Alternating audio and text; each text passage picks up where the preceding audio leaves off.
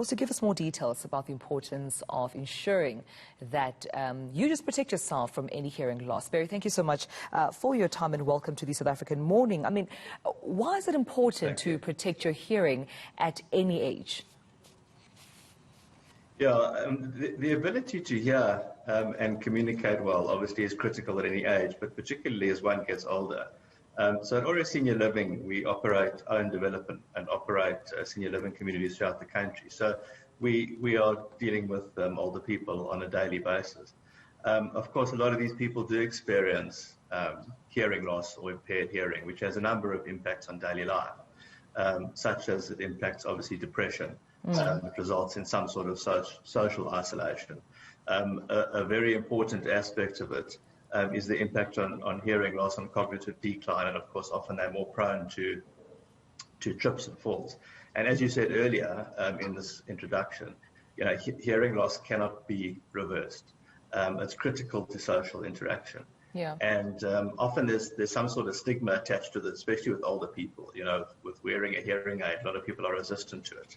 And that kind of denial of a problem is an incorrigible habit, and people should get their hearing tested often, so right. they're able to take action and prevent the various consequences that come with loss of hearing as one gets older.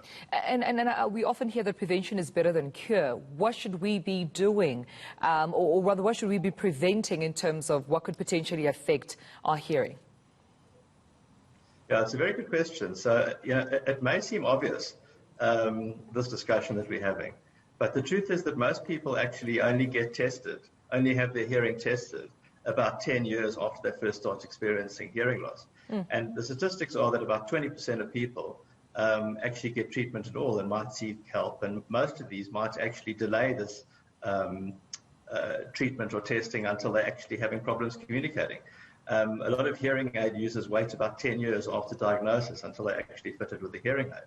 Now, one must remember in this regard that the ear actually does a lot of mechanical work, but most of your hearing actually occurs in the brain, where the real listening and the stimulation takes place.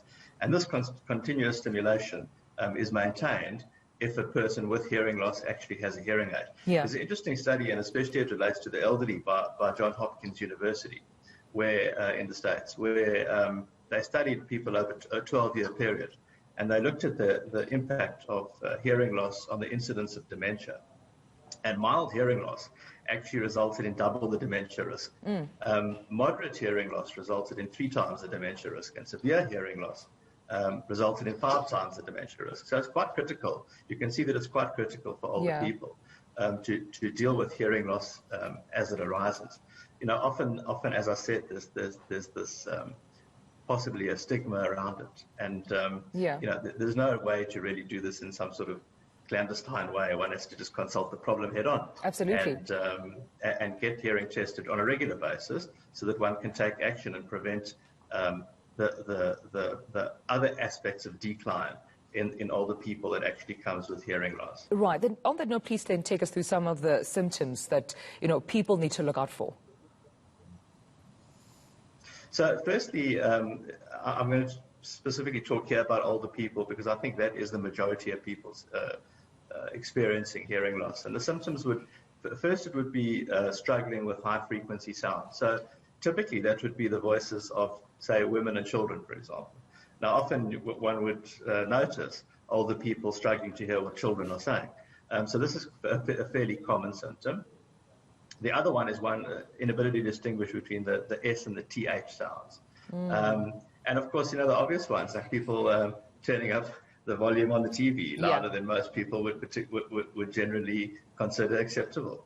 That would be another one. One must also remember that it's not only the symptoms. Age is a very strong predictor of hearing loss. So the statistics, again, just to go back to some statistics, which are quite interesting, given that today is World Hearing Day, is that between the ages of 65 to 74, about 25% of people have some sort of disabling hearing loss. Okay? Over the age of 75, that number goes up to 50%.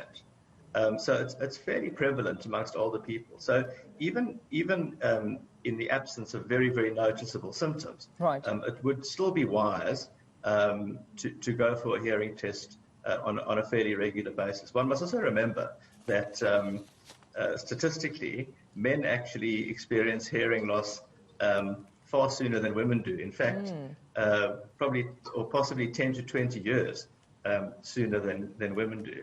Now, of course, there's that old joke, that men, they're just tired of listening to their wives or something like that. So one might say that's some kind of serendipity, but